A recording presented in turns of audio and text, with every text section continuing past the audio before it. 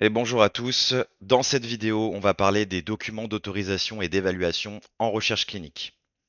Alors pourquoi on a besoin de ces documents en recherche clinique? Avant qu'une recherche clinique elle puisse commencer, elle doit obtenir le feu vert officiel de plusieurs instances.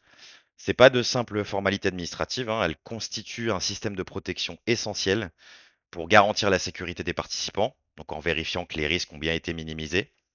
Ça permet également d'assurer la pertinence scientifique de la recherche qui est proposée, de vérifier le respect des principes éthiques et fondamentaux, et ça permet également la conformité légale avec toutes les réglementations en vigueur.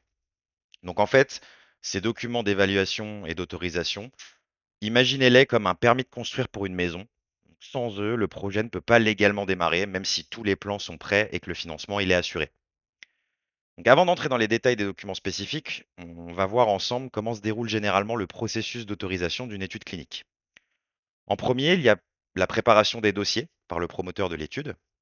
Ensuite, il y a une soumission simultanée aux autorités de santé et au comité d'éthique, donc par exemple l'ANSM en France et les CPP, donc le comité de protection des personnes. Il y aura l'évaluation et les questions des évaluateurs, si jamais il y a des demandes de clarification, si certaines choses ne sont pas claires. La réponse aux questions par le promoteur. Ensuite, il y aura une décision finale, une autorisation, un refus ou une demande de modification. En cas d'autorisation, il y aura une notification d'autorisation officielle. Et il y aura également, en dernier lieu, les soumissions complémentaires aux centres participants, donc les hôpitaux, les cliniques qui vont participer à l'étude. Les principaux documents d'autorisation et d'évaluation, en premier, ça va être la DAEC, donc la demande d'autorisation d'essai clinique. C'est un dossier qui est officiel et qui est soumis aux autorités compétentes, donc comme la NSM en France par exemple, pour demander la permission de mener un essai clinique.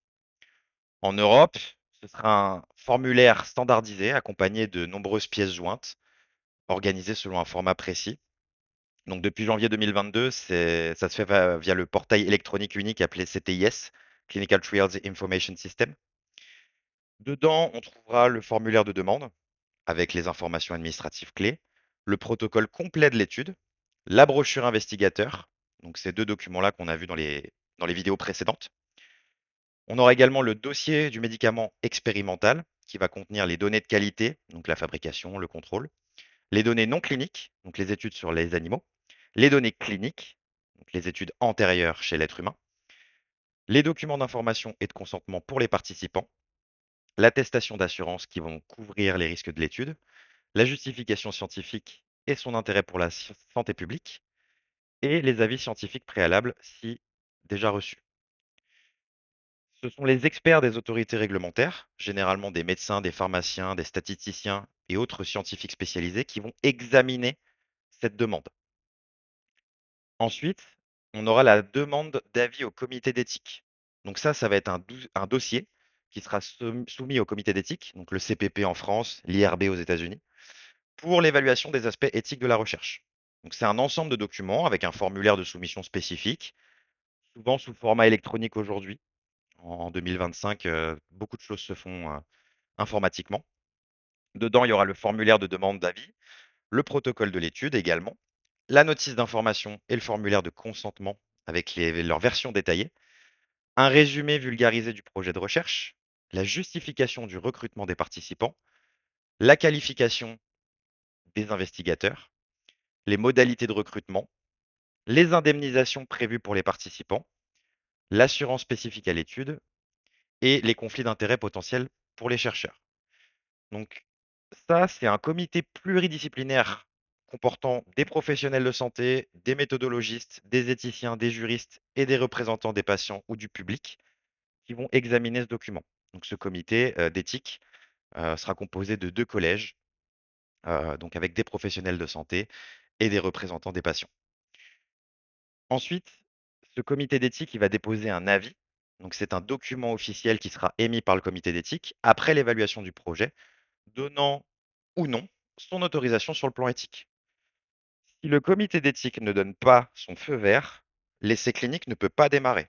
C'est essentiel. Ce sera un document officiel avec l'entête du comité. Généralement, c'est entre 2 à 10 pages et ce sera signé par le président du comité. Ensuite, il y aura l'autorisation des autorités de santé.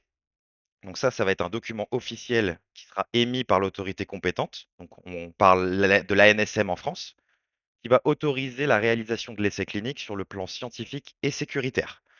Pareil, ce sera un document officiel. Cette fois-ci, ce sera assez bref, hein, 2 à 3 pages, avec les références officielles et les signatures. Ensuite, il y aura les autorisations spécifiques complémentaires qui sont selon la nature de l'étude. Donc c'est pas tout le temps nécessaire, mais des fois, selon certaines études, il peut y avoir des autorisations spécifiques. Par exemple, les autorisations d'importation ou d'exportation, si les dispositifs médicaux viennent de pays, à l'étranger. L'autorisation des lieux de recherche, donc il y a certaines recherches qui vont nécessiter des infrastructures spécifiques. L'autorisation de la CNIL, RGPD pour la protection des données. Les autorisations de biobanques, de collecte d'échantillons. Donc ça va être surtout pour les études qui vont impliquer la conservation d'échantillons biologiques. Ensuite, il y aura un processus d'obtention des autorisations. Forcément, ça ne se fait pas directement. Il va y avoir des délais légaux. Il va y avoir des délais d'évaluation qui est strictement encadré par la loi. Pour un essai clinique en Europe, ça va être approximativement 60 jours pour l'évaluation initiale par les autorités de santé et 45 jours pour l'avis du comité d'éthique, donc en France. Et ces délais peuvent être prolongés en cas de question. Il y a une période de réponse. Ensuite, il va y avoir les questions-réponses, donc la réception des questions, les réponses, les soumissions, la reprise de l'évaluation, puis la décision finale. Donc forcément, il y aura des questions si jamais l'étude est soumise à des interrogations de la part du comité d'éthique ou de la NSM. Ça ne se fait pas forcément tout le temps d'un coup.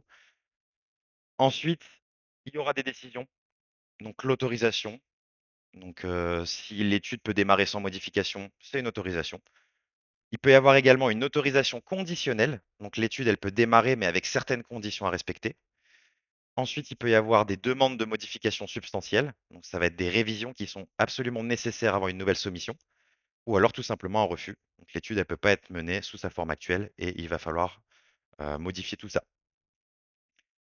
Hum, il peut y avoir des spécificités par type d'étude. Donc, par exemple, pour les essais de médicaments, on peut inclure des données détaillées sur le médicament expérimental, comme la qualité pharmaceutique, la toxicologie, la pharmacologie et s'il y a des expériences cliniques préalables. Pour les dispositifs médicaux, ça peut être la conformité aux normes techniques, les tests de sécurité électrique, la biocompatibilité des matériaux, l'analyse des risques. Et pour les études à faible intervention, qui peuvent utiliser des médicaments déjà autorisés ou comportant des interventions à risque minimal. Et les études non interventionnelles, donc ça va être un processus simplifié, souvent limité à l'avis du comité d'éthique et à la déclaration RGPD, sans autorisation des autorités de santé. Il peut y avoir aussi des cas particuliers avec des procédures accélérées, notamment on a vu ça en 2020 avec le Covid, donc des procédures accélérées pour une urgence de santé publique. Donc par exemple, pendant le Covid-19, il y a eu des procédures accélérées qui ont permis des autorisations en quelques jours pour les essais prioritaires. Les essais pédiatriques, pour les enfants et les protections spécifiques. Et enfin, les thérapies innovantes, donc la thérapie génique, cellulaire, etc. Donc avant la soumission, il faut prévoir entre 6 à 12 mois pour l'ensemble du processus. Donc ça, c'est un travail en amont à faire par le promoteur. Il y aura une consultation scientifique, donc possible rencontre préalable avec les autorités, et une revue interne. Donc on vérifiera minutieusement tous les documents avant la soumission officielle. Pendant l'évaluation, il y aura un suivi actif qui sera fait, donc avec une surveillance des délais et une communication proactive. Forcément, on cherche à mettre toutes les chances de notre côté pour que l'étude soit validée, pour que la demande soit acceptée. Il va falloir se préparer aux questions, donc anticiper les points critiques, et il va falloir fournir une rapidité de réponse, donc une organisation pour répondre dans les temps impartis. Et enfin, après l'obtention des autorisations, eh bien, on archivera les autorisations originales. On va transmettre au site investigateur l'autorisation et on va préparer les amendements, donc toujours anticiper des modifications futures. On va parler d'amendements substantiels. Donc, c'est toute modification qui pourra avoir un impact significatif sur la sécurité des participants l'interprétation scientifique des résultats ou la conduite et la gestion de l'étude. Donc l'amendement, pareil, c'est une autorisation. Donc il va falloir préparer un dossier d'amendement qui va décrire les modifications et leurs justifications. Il y aura une soumission aux mêmes autorités que la demande initiale. L'évaluation sera plus courte, donc généralement 35 jours pour un amendement. Ensuite, il y aura l'autorisation de l'amendement, puis la mise en œuvre des modifications après l'autorisation. Donc, les conseils pratiques pour réussir ces demandes d'autorisation, premièrement, la préparation, elle est essentielle. Il va falloir vérifier les dernières guidelines avant de commencer, utiliser des modèles et des formats officiels et consulter des exemples de dossiers approuvés. On va toujours se servir de l'exemple pour essayer de reproduire. Deuxième chose, la clarté va primer sur le volume. Il va falloir être concis mais complet. C'est toujours en recherche clinique, ce point-là. Il va falloir à la fois être complet, mais en même temps que les données soient lisibles, concises et être comprises par tout le monde. Il va falloir structurer clairement les informations importantes et mettre en évidence les points critiques de sécurité. L'anticipation est super importante également. Il va falloir anticiper les questions des évaluateurs, identifier les points sensibles de l'étude, fournir des justifications et préparer des données supplémentaires qui pourraient être demandées. Et enfin, comme toute relation humaine, il va falloir établir un dialogue constructif.